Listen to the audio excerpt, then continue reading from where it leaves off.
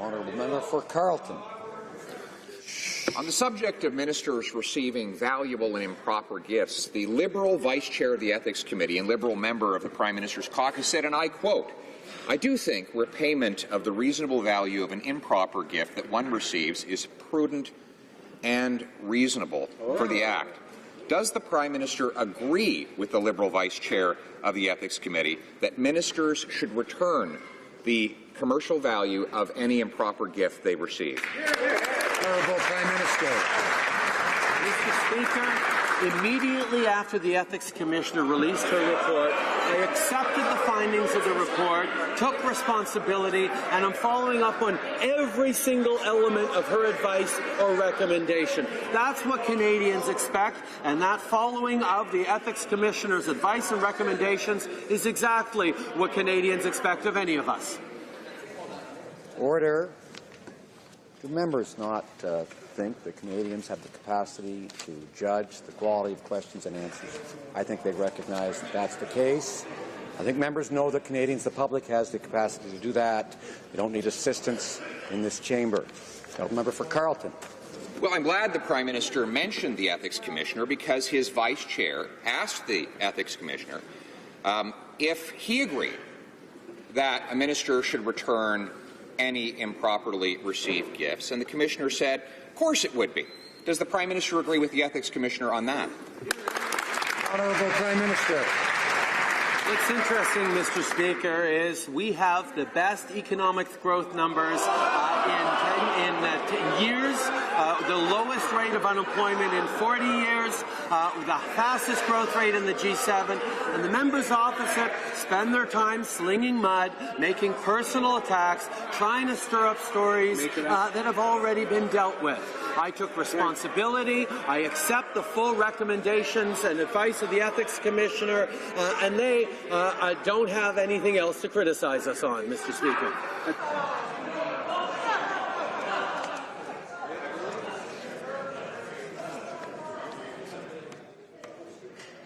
The member for Carleton. Mr. Speaker, we're just trying to help Liberal cabinet ministers understand what the rules are.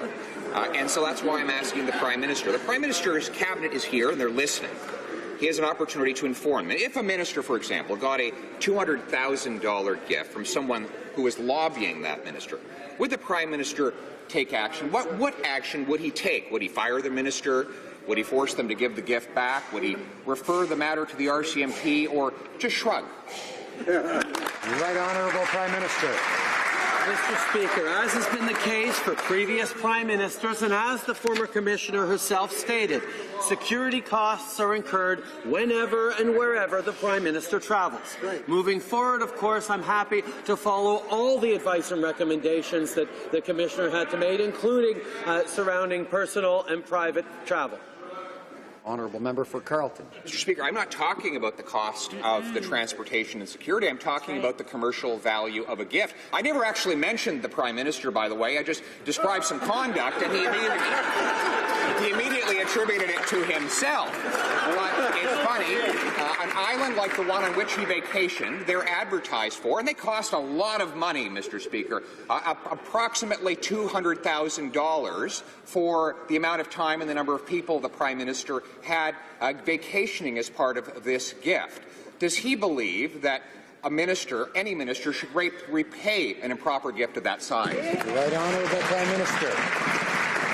Speaker, Canadians watching Question Period could be alarmed at the tone and the attacks that come back and forth in this place, but they should be reassured that above the partisanship, above the mudslinging, we have an Ethics Commissioner who looks into allegations, that looks into behaviours, and makes determinations on what happened and what needs to happen going forward. And I actually am pleased that the Ethics Commissioner made clarifications, significantly put forward recommendations. I accepted responsibility and have endeavoured and will commit to following all the recommendations of the Ethics Commission. The honourable member for Carleton.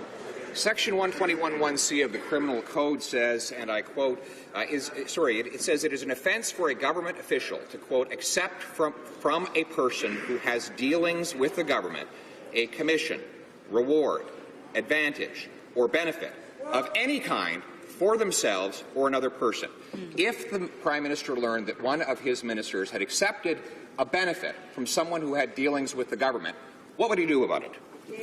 Honourable Prime Minister. Canadians understand and appreciate that the function of an opposition in this parliamentary system is to ask tough questions and challenge the government. What is important to know, however, is we have a system that goes above the partisan attacks and the personal mudslinging and actually charges the Ethics Commissioner with looking into issues and allegations of this, making findings of fact, and making determinations on the path forward. I have fully accepted all the findings, all the advice, all the recommendations by the Ethics Commissioner. Thank her for her work, and we'll keep going. Honourable Member for Carleton. Mr. Speaker, once again, I merely quoted sections out of the criminal code without referring to the Prime Minister. He instantaneously assumed that I was making a personal attack against him. This is a Prime Minister who accepted a gift that's worth approximately $200,000 from someone who is seeking a $15 million grant from the Government of Canada. Does he dispute these facts? Honourable Prime Minister. Mr. Speaker, the issue we've run into with this particular member opposite before is he was able to say things in the House of Commons out from under parliamentary immunity that he would no longer repeat outside. And the fact is that we have an ethics commissioner whose job is to look at the facts to determine what is public, what is private, what is responsible, what is not, what is personal attacks, what is not. And I accepted responsibility, accept the full findings and recommendations of the ethics commissioner, and that's what reassures Canadians. Section 121(1)(c) of the Criminal Code makes it an offence for a government official to, quote, accept from a person who has dealings with the government a commission, reward, advantage, or benefit of any kind for themselves or another person. Was the Prime Minister aware of this section of the Criminal Code when he accepted a $200,000 gift from a person who has dealings with his government? Honourable Prime Minister. Mr. Speaker, again, above the mudslinging, we have an Ethics and Conflict of Interest Commissioner who is tasked with looking into the facts of issues and making recommendations and holding parliamentarians, all parliamentarians, to account. When the Commissioner put forward her report, I fully accepted that report, took responsibility, and have been implementing the advice and recommendations she made from it. The opposition may continue to want to sling mud and make personal attacks, but Canadians can be reassured that the Ethics Commissioner is doing her job, has done her job. The Honourable Member for Carleton. But her job does not include investigating matters under the Criminal Code. There are two essential elements to Section 121(c) of the Criminal Code. A government official accepting a benefit, one, from a person who has dealings with the government. Two, did the Prime Minister accept a benefit from the Aga Khan? Does the Aga Khan have dealings with the government? Simple. Right Honourable Prime Minister. Mr. Speaker, these are all questions that the Ethics Commissioner dug into in her report and made clear recommendations on.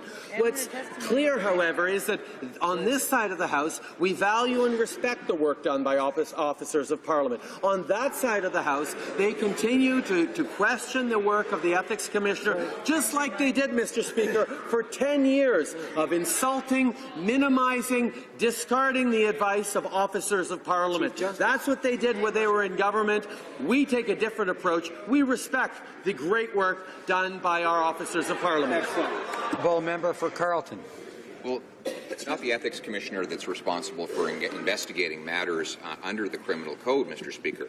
The RCMP is responsible for that. Did the Prime Minister or his office ever discuss his island vacation with any member of the RCMP? Right Honourable Prime Minister. Mr. Speaker, again, the Ethics Commissioner did a complete and thorough investigation at the request of members opposite. I cooperated with the Ethics Commissioner on every step of the way, and her report is fulsome and rigorous. If they choose to question the work that she's done, the quality of work that the former Ethics Commissioner did, well, that's their prerogative. And quite frankly, it's consistent with the approach that the Conservative government under Stephen Harper always had, which is minimize, discard, and ignore the great work done by officers of Parliament. Right. A member for Carleton. Mr. Speaker, I want to be clear. On behalf of the opposition, we fully endorse the Ethics Commissioner's finding of guilt for this Prime Minister. He wrote 4 sections of the ethics law, and now he wants to turn himself into the victim because the opposition is asking legitimate questions about Section 121 of the Criminal Code. Does he dispute that he accepted thousands of dollars of benefits from somebody who had official dealings with his government and with him personally? The Prime Minister. Mr. Speaker, in this place, we have a system where different parties ask questions and hold governments to account, and it works very well. But what also works very well is Canadians can be reassured that above the mudslinging and personal attacks, we have officers of Parliament, like the Conflict of Interest and Ethics Commissioner, who will dig into the actual facts of the matter, make thorough investigations. We worked with the Ethics Commissioner throughout the fall and can say we fully accept all her findings and have moved forward on accepting all her recommendations.